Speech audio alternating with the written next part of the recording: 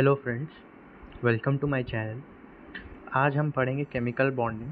Chemical bonding में हमारा topic रहेगा एमओटी। ये एमओटी का लेक्चर 1 रहेगा। इसमें हम ड्रॉबैक्स ऑफ वीवीटी पढ़ेंगे, कंस्ट्रक्टिव डिस्ट्रक्टिव इंटरफेरेंस पढ़ेंगे एंड मॉलिक्यूलर ऑर्बिटल के ऊपर छोटा सा इंट्रो काइंड ऑफ रहेगा।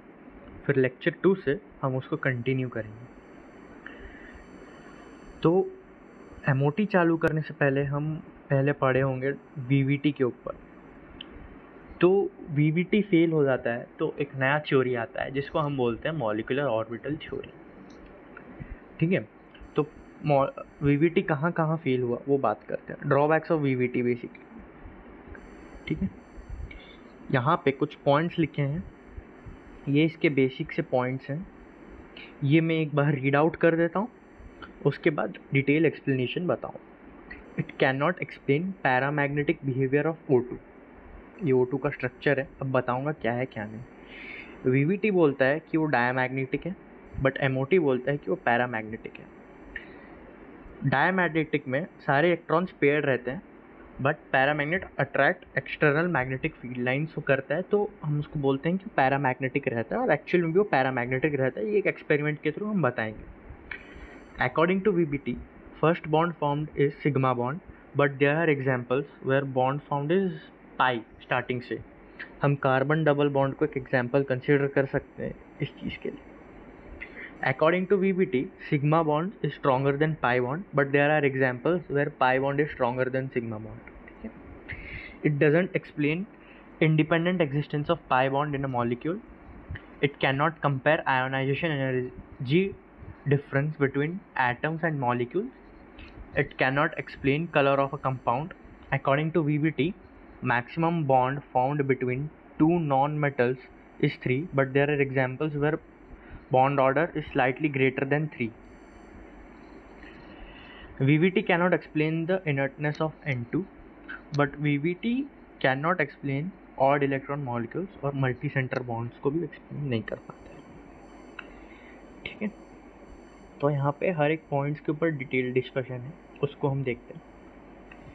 वीबीटी बोलता है कि ये जो ऑर्बिटल्स हमारे ओवरलैप होते हैं, ये ऐसे प्लस प्लस ओवरलैप कर सकता है, या फिर माइनस माइनस ऐसे ओवरलैप कर सकता है। ये हाइजेनबर्ग अनसर्टेनिटी प्रिंसिपल के ऊपर बेस्ड है कि ये ऐसे होके ये इधर ऑर्बिटल्स ओवरलैप हो जाता है। ठीक है, ये हमारा ओवरलैपिंग एरिया है। कौन सा है ओवरलैपिंग एरिया? ये वाला। ठीक है, पैरामैग्नेटिज्म के ऊपर बात करते हैं। क्या अनपेयर्ड इलेक्ट्रॉन होना चाहिए और external magnetic field. External magnetic field के लिए हम यहाँ पे मैग्नेट्स लेंगे, एक नॉर्थ पोल और एक साउथ पोल वाला, और यहाँ पे हम लिक्विड O2 को ड्रॉप करेंगे। ठीक है, तो ये एक तरफ अट्रैक्ट होगा, विच शोज, जो हमको बताता है कि पैरामैग्नेटिक है ये सब्सटेंस, एंड अनपेयर्ड इलेक्ट्रॉन उसमें प्रेजेंट हैं। ठीक है, बट वीवीटी क्या बोलता है कि ये डायमैग्नेटिक है। ये ऑक्सीजन का मतलब हमारा है इलेक्ट्रॉन्स के ऊपर, तो ये एक ऑक्सीजन का है, ये दूसरे ऑक्सीजन का है, O2 है ना। तो ये जो डॉटेड इलेक्ट्रॉन्स हैं ये यहाँ से ओवरलैप हो जाते हैं, ये पेयर्स हो जाते हैं, तो इसको हम डायमैग्नेटिक कंसिडर करते हैं। बट इसमें अनपेयर्ड इलेक्ट्रॉन रहता है, ये हम एमओटी में बताते हैं। क्यों बताते हैं, इस पर और डिटेल डिस्कशन होगा, वो आगे होगा। मल्टी सेंटर बॉन्ड के ऊपर आते हैं। वीवीटी क्या बोलता है कि only 2 orbitals can interact, but यहाँ पे जो है ये तो हमारे यहाँ पे 3 सेंटर बन रहा है ना, 3 सेंटर हम बोल रहे हैं। हाँ, 3 सेंटर और 2 इलेक्ट्रॉन्स रह रहे हैं, तो हम उसको बोल रहे हैं कि 3 सेंटर एंड 2 इलेक्ट्रॉन बॉन्ड है। हर सेंटर से 2-2 मिनिमम इलेक्ट्रॉन्स है ना। सेम यहाँ पे ये क्या था, B2H6 का था, ये Al2Cl6 का है। यहाँ पे भी 3 सेंटर 4 इलेक्ट्रॉन बॉन्ड है। अब हम बात करते हैं इनर्टनेस ऑफ N2 गैस। ये अगर N2 का ये डायग्राम रहेगा, यहाँ पे ट्रिपल बॉन्ड रहेगा। ये क्या है, ये poor lone pair donor tendency रखता है, इसका जो लोन पेयर रहता है। इसका ऑर्बिटल डायग्राम के ऊपर अगर हम देखेंगे, ये लोन पेयर डोनर नहीं करता है अच्छे से। ठीक है, तो ये हाईली इनर्ट होता है। क्योंकि ये डोनेट नहीं कर पाता है, इसलिए ये इनर्ट रहता है। इनर्ट का क्या मतलब रहता है? जो किसी के साथ रिएक्ट ना करें, जैसे इनर्ट गैसेस रहते हैं वैसे ही ये इनर्टनेस ऑफ N2 डिस्प्ले करता है एमओटी। ये हमको वीवीटी नहीं एक्सप्लेन कर पाता है। Colour of halogens, colour of halogens क्या है? हर हैलोजन का एक कलर रहता है पर्टिकुलर, बट वीवीटी हमको कलर के बारे में कुछ नहीं बताता है। कलर में क्या होता है? Electron transition must occur, electron transition must occur in visible region. ठीक है, सपोज ये एक ऑर्बिटल है, ये इधर एक्साइट होके जाता है, तो ये जो हमारा डेल्टा ई रहता है, इसको सपोज हम पॉजिटिव करते हैं, ये रिमेनिंग लाइट जो रहता है ये ऑब्जर्प्शन स्पेक्ट्रम में कंसिडर होता है, ये फिर यहाँ से यूवी से जाता है। कलर जो है हमारा, उस पर एक सेपरेटेड लेक्चर बेस्ड रहता है, कलर के ऊपर पढ़ते हैं। ये कैसे इधर पे बनाया जाता है, क्यों करते हैं, इसका कोई रीज़न नहीं है, ये एक ऑब्जर्वेशन है। ठीक है, कि इसका उल्टा वाला जो रहेगा वो कलर रहेगा, जैसे यहाँ पे दिखा रहा है जी और आर, बी और ओ। ठीक है, विग्योर के ऊपर रहता है ये। F2 को अगर हम देखें तो ये क्या 2s2 रहेगा, 2p5 रहेगा, ये यहाँ पे चला जाएगा क्योंकि ये हाई एनर्जी है, और ये जो यहाँ पे ये पेयर होगा। एक और चीज़ जो मैं बता चुका हूँ कि वीवीटी बोलता है कि sigma bond will always form first, but यहाँ पे C2 वाले एग्जाम्पल में डबल पाई बॉन्ड, ऊपर पाई बॉन्ड ही फॉर्म हो रहा है ना, डबल नहीं, पाई बॉन्ड ही डायरेक्ट फॉर्म हो रहा है, यहाँ सिग्मा बॉन्ड नहीं फॉर्म हो रहा है। अब ऑड इलेक्ट्रॉन में हमारी क्या कहानी है कि ये वीवीटी बोलता है कि ये पेड़ रहते हैं, ये कि यहाँ से इधर चला जाता है, बट एक्चुअल में इधर अगर हम देखें कि पेयर क्यों रहता है, क्या नहीं रहता है, H2+ एक इलेक्ट्रॉन है, तो यहाँ पे तो एक ही इलेक्ट्रॉन है, यहाँ पे पेयरिंग हो नहीं रही है। अब यहाँ पे क्या है, 2 सेंटर और 1 इलेक्ट्रॉन बॉन्ड है, ये पैरामैग्नेटिक रहता है।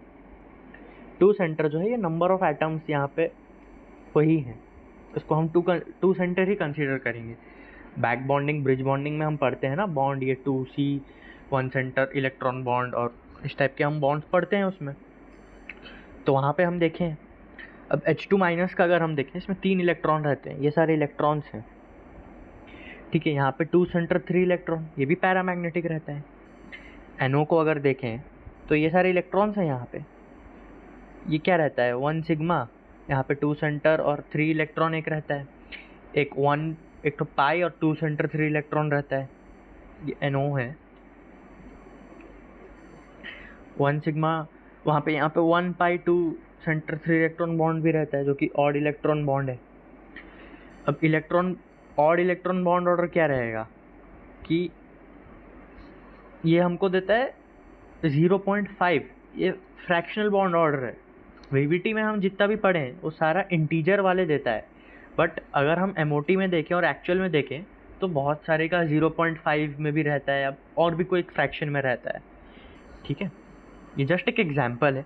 डिटेल डिस्कशन एमओटी का जब हम डायग्राम बनाएंगे, उसके ऊपर डिटेल एक्सप्लेनेशन रहेगा, जब हम पूरे कलर को डिस्कस करेंगे तब वो ज़्यादा अच्छे से समझ में आएगा। तो ये अभी एक डिटेल में मैं नहीं जा रहा हूँ, मैं शॉर्ट में बता दे रहा हूँ कि हाँ भाई ये ऐसा ऐसा है। अब वीवीटी और एमओटी का एक कंपैरिजन रखते हैं। वीवीटी क्या बोलता है कि ये एक ऑर्बिटल है या कोई एक एटम है, उसमें साई ये एक फंक्शन है, वेव फंक्शन 1s है, और वो सपोज H एटम है, और एक एटम 2 है, सेम चीज़ उसमें भी है, साई भी है। ये दोनों ओवरलैप कर देते हैं, तो ये 1s ओवरलैपिंग कहते हैं इसको। इसका जो एटॉमिक ऑर्बिटल रहता है, ये इलेक्ट्रॉन रहता है इसमें, अगर इसको हम भरना चाहें तो इसको पॉली, हुंड्स और अफबाउ के हिसाब से ही भरना पड़ेगा। और हमारा ये जो ओवरलैप्ड ऑर्बिटल बनता है, ये मोनोसेंटर रहता है, इसका आइडेंटिटी जो रहता है वो हमेशा रिटेन रहता है, ये हमारा अपना आइडेंटिटी कभी लूज़ नहीं करता है। और जो सिग्मा आर रहेगा वो वैलेंस इलेक्ट्रॉन का रहेगा। फिर क्या लिखा है, only those orbitals can combine which are in same phase. ये हम जानते हैं कि अगर फेज सपोज ये एक है, यहाँ पे प्लस माइनस है, और इधर अगर माइनस प्लस हुआ ऐसे, तो ये कभी भी ओवरलैप नहीं करेंगे। बट यहाँ पे प्लस हुआ और यहाँ पे माइनस हुआ, देन दिस विल ओवरलैप। अगर ये सेम फेज का है तो ये कंस्ट्रक्टिव बॉन्ड बनाएगा, डिफरेंट फेज रहेगा तो कोई भी इंटरेक्शन नहीं होगा। यहाँ पे अच्छे से बता देता हूँ, ये प्लस माइनस, ये भी प्लस और माइनस, तो ये बना देगा कंस्ट्रक्टिव बॉन्ड, जो कि होगा इधर ऊपर प्लस और यहाँ पे माइनस। ठीक है, यहाँ पे कुछ भी इंटरेक्शन नहीं होगा तो कुछ भी नहीं बन रहा है यहाँ पे। ठीक है, और ऑर्बिटल्स जो रहेगा वो रीजन इन स्पेस कहीं भी हो सकता है। प्रोबेबिलिटी ऑफ इलेक्ट्रॉन यहाँ पे जो है वो मैक्सिमम रहेगा। एसपीडीएफ हमारा एटॉमिक ऑर्बिटल रहेगा। हम यहाँ पे इलेक्ट्रॉन्स कैसे भरेंगे, जो हम पीरियोडिक प्रॉपर्टीज में पढ़े हैं, 1s2 2s2 फिर ऐसे लेके। अब एमओटी का अगर बात करें, यहाँ पे भी कुछ कुछ सेम है, लेकिन यहाँ पे हम लोग मोनोसेंट्रिक था, यहाँ पे पॉलीसेंट्रिक हो जाता है। H2 ये मॉलिक्यूलर ऑर्बिटल रहता है, ये एटॉमिक ऑर्बिटल रहता है, बट एक्चुअली वो मॉलिक्यूलर ऑर्बिटल हो जाता है। यहाँ पे भी पॉली हुंड्स अबाउ सब फॉलो होता है। ठीक है, ये अपना आइडेंटिटी लूज कर देता है। आइडेंटिटी लूज और रिटेन का क्या कहानी, यहाँ पे हम डिस्टिंग्विश कर सकते हैं कि भाई ये हमारा ओवरलैप्ड एरिया है, ये एक अलग ऑर्बिटल था और ये एक अलग ऑर्बिटल है। बट यहाँ पे हम उसका शेप ही बिगड़ जाता है, यहाँ पे वो अपना आइडेंटिटी लूज कर देता है। यहाँ हम नहीं बता सकते हैं कि कौन सा ऑर्बिटल 1 है, कौन सा ऑर्बिटल 2 है। ऑल इलेक्ट्रॉन कैन पार्टिसिपेट, इसमें हर एक इलेक्ट्रॉन पार्टिसिपेट कर सकता है, बट यहाँ पे नहीं कर सकता है सारा वीवीटी में। और we can say that all orbitals can be of same energy. Orbitals क्या रहते हैं, इलेक्ट्रॉन्स रहते हैं, उसमें सब पार्टिसिपेट करते हैं, तो ऑब्वियस सा बात है कि उनका एनर्जी सेम होगा। Same phase as well as different phase of orbitals can interact, ये सही बात है। Same phase as well as different phase orbital can interact. Same phase का तो हम यहाँ पे पढ़े हैं, बट अगर डिफरेंट फेज का बात किया जाए तो वो डिस्ट्रक्टिव इंटरफेरेंस बनता है, डिस्ट्रक्टिव बॉन्ड रहता है। वो हमारा ऐसा रहता है कि सपोज ये एक है, ठीक है, और ये एक इंटरफेरेंस और एक फेज है, ये प्लस, ये माइनस, ये प्लस, ये प्लस, ये माइनस और ये प्लस, ये अगर इंटरेक्ट कर जाएंगे तो अगर ये कंस्ट्रक्टिव रहेगा ना तो इसका एम्पलीट्यूड बढ़ जाएगा।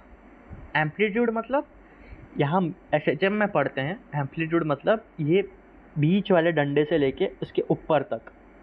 ठीक है, अगर यहाँ पे स्लोप 0, ठीक है, ऐसे परपेंडिकुलर, इसको एम्पलीट्यूड बोलते हैं। ये एम्पलीट्यूड हमारा बढ़ जाएगा, एम्पलीट्यूड बढ़ जाएगा। बट अगर डिफरेंट फेज का हुआ, जो कि इधर बोल रहा है, लेट्स से कि ये प्लस था, ये माइनस था, ये प्लस था, और एक बन रहा है जो कि ऐसा है, यहाँ पे माइनस है, यहाँ पे प्लस है और यहाँ पे अगेन माइनस है। वहाँ पे एम्पलीट्यूड बढ़ रहा था तो यहाँ पे ये एम्पलीट्यूड घट जाता है और यही आ जाता है। ठीक है, यहाँ पे ये कहानी होता है डिफरेंट फेज। और वहाँ पे तुम प्लस माइनस अपने हिसाब से कुछ भी रख सकते हो, वो डिपेंड करेगा कि कौन सा तुम जो फेज ले रहे हो, कोई एक पर्टिकुलर फेज किसका डोमिनेंस है और किसका डोमिनेंस नहीं है। ठीक है, यहाँ पे मॉलिक्यूलर ऑर्बिटल में एमओटी में हम सिग्मा बॉन्ड भी पढ़ेंगे, पाई बॉन्ड भी पढ़ेंगे, डेल्टा बॉन्ड भी कैसे फॉर्म होता है वो भी हम पढ़ेंगे डिटेल से। अब हम एमओटी की बात करते हैं। ठीक है, कि एमओटी क्यों बना, कैसे बना, उसमें क्या होगा क्या नहीं, सारी शंकाएं जो हैं, जितने क्वेश्चंस अराइज हो रहे हैं उनको मैं लिख रखा हूँ पहले से, उस पर हम डिटेल डिस्कशन कर। वीवीटी क्या बोलता है, ये सपोज एक H2 का ऑर्बिटल्स है, इसके अंदर 2 इलेक्ट्रॉन्स है, 1s1 1s1, ये इंटरेक्ट करते हैं और एक एटॉमिक ऑर्बिटल फॉर्म करते हैं। वीवीटी में एटॉमिक ऑर्बिटल फॉर्म होता है, एमओटी में मॉलिक्यूलर ऑर्बिटल रहता है। That's why this is molecular orbital theory. यहाँ पे 2 सेंटर 2 इलेक्ट्रॉन बॉन्ड बन जाता है HH का, H2 का। एमओटी क्या बोलता है, how this orbitals interact in MOT to form a molecule. इधर क्या बोला था, एटम और एटम कंबाइन करते हैं और एक एटम बनाते हैं वीवीटी में। एमओटी बोल रहा है कि नहीं भाई, वो एक मॉलिक्यूल बना रहे हैं। ठीक है, तो कैसे बना रहे हैं, ऑर्बिटल्स उनके कैसे इंटरेक्ट हो रहे हैं, क्या कंसेप्ट है, क्या लॉजिक है, ठीक है।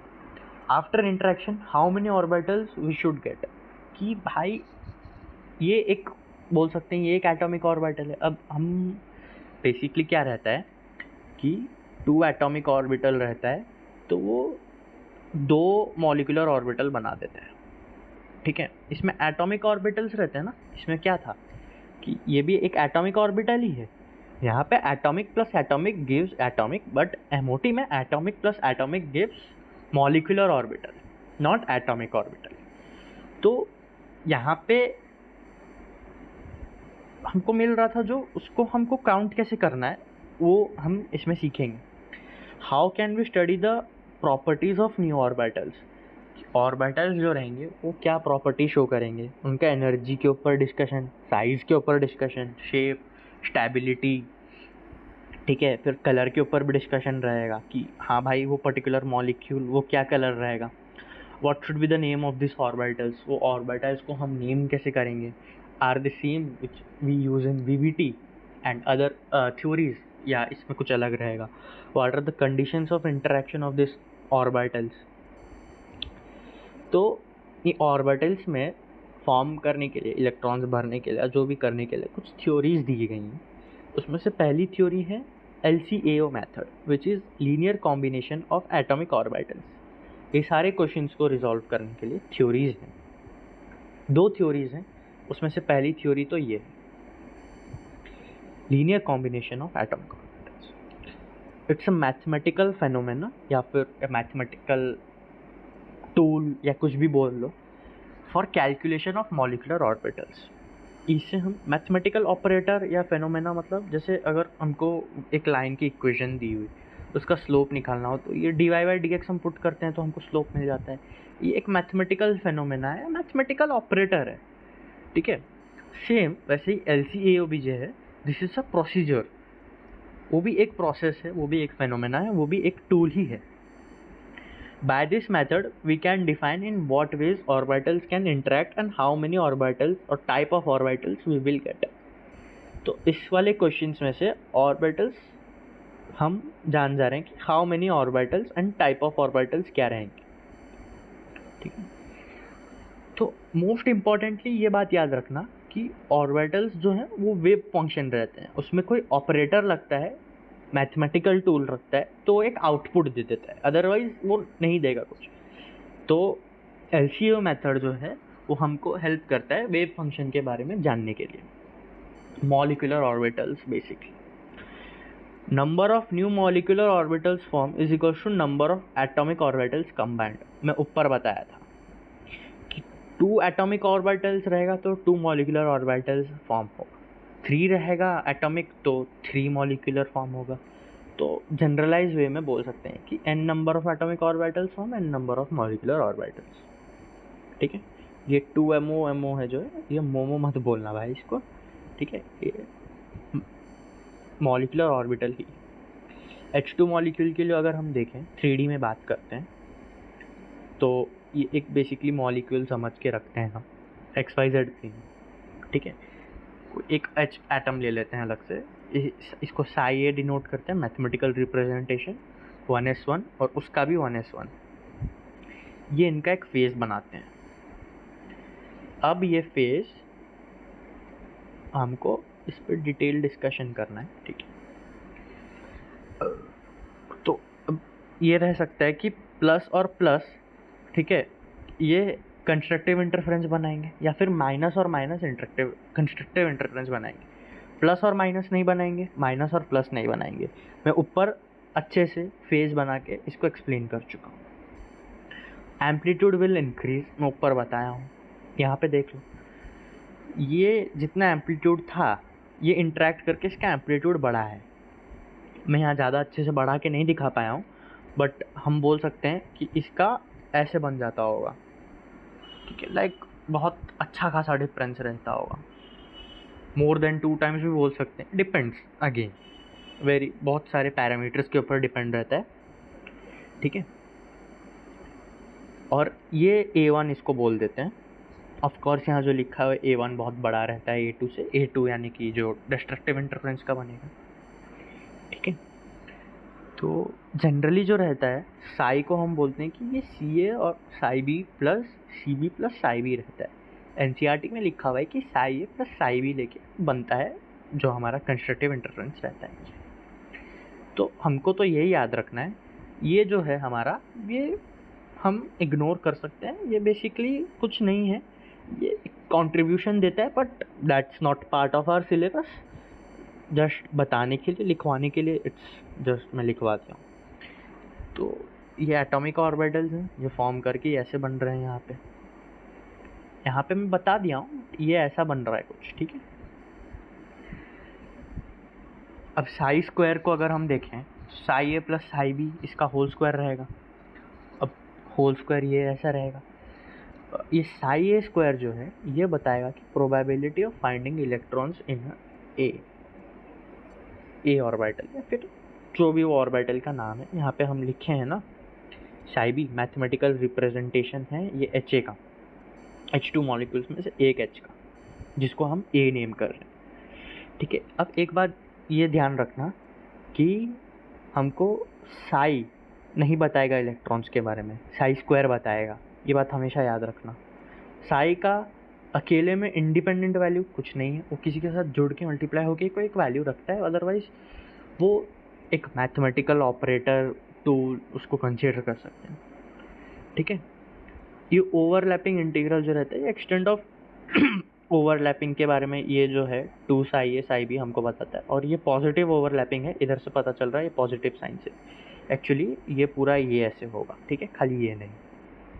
तो इसको मैं इधर ले लेता हूँ, ठीक है। डिस्ट्रक्टिव इंटरफेरेंस जैसा मैं बताया था, प्लस माइनस या फिर माइनस प्लस, लेकिन इसमें एम्पलीट्यूड घट जाएगा। तो इधर देखो, इसका एम्पलीट्यूड और इसका एम्पलीट्यूड देखो, ठीक है। यहाँ पे सब प्लस प्लस माइनस माइनस थे, तो यहाँ पे भी वैसे ही है, A2 is less than A1। यहाँ पे साई स्क्वायर वही C और CA और CB को हमको इसमें भी इग्नोर करना है। रियलिटी में यही है बट NCERT में ये दिया है, so we will follow this. यहाँ पे भी वैसे ही कहानी है, यहाँ पे साई स्क्वायर लेकिन माइनस में रहेगा ना इसका, ये टोटल।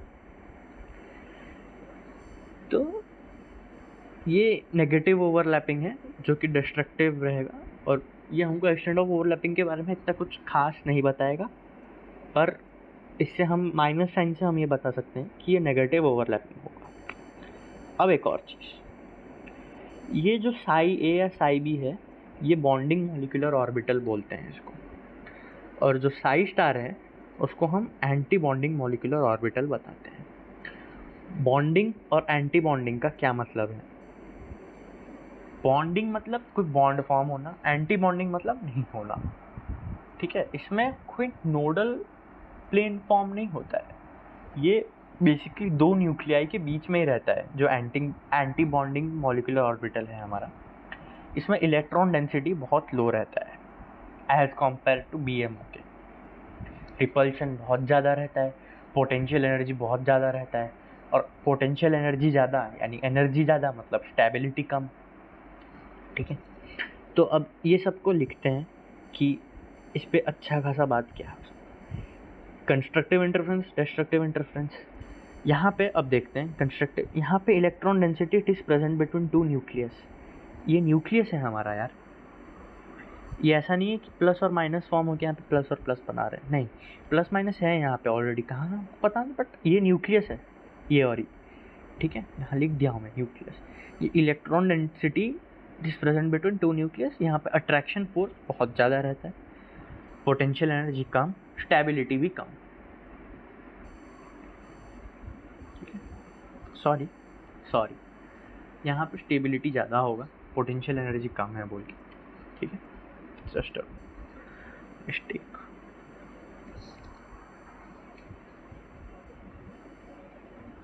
और मैं ऊपर बता दिया था कि साई भी हमको बॉन्डिंग मॉलिक्यूलर ऑर्बिटल बताता है।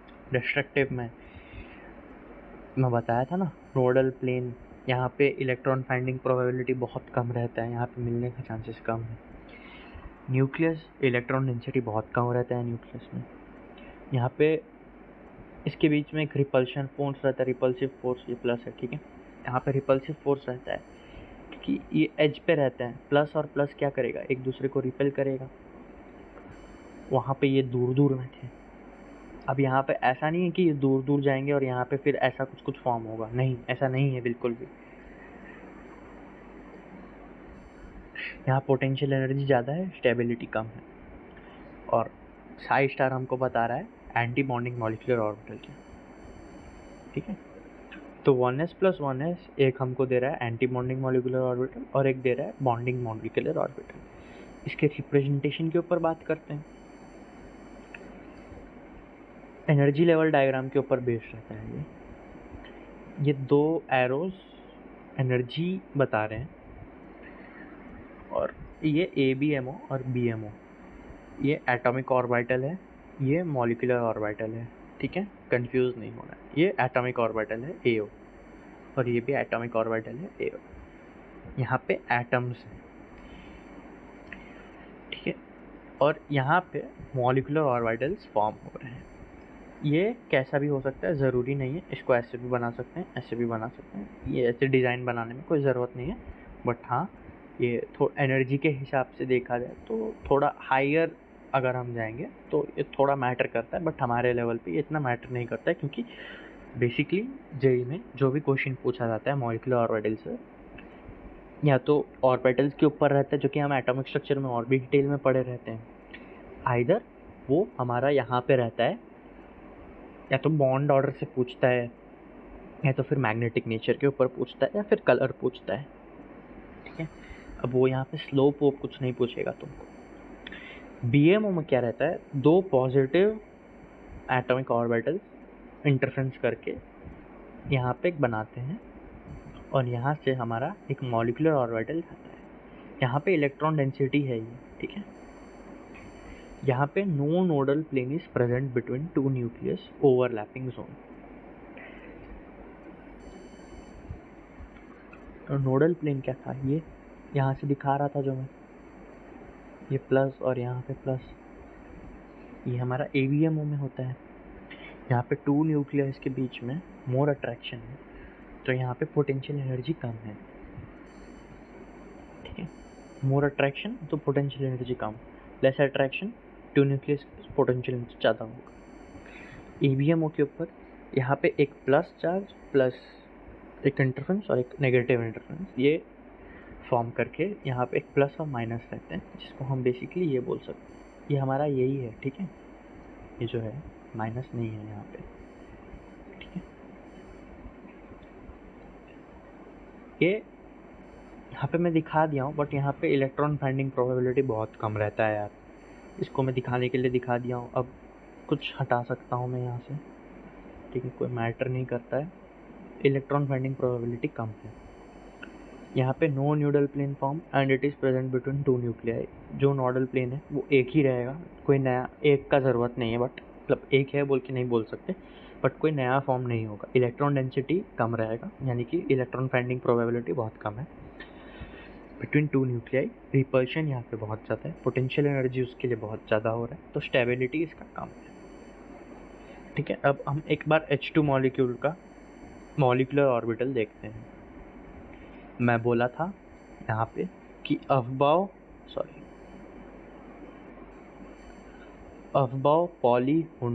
पॉलीहुंस अफबाओ दोनों में फॉलो होगा। यहाँ पे कुछ एक्सेप्शन उसके लिए लेके नहीं है, या कोई भी अलग से थ्योरी नहीं है कि हाँ भाई वो फॉलो नहीं होगा बोल के, ठीक है।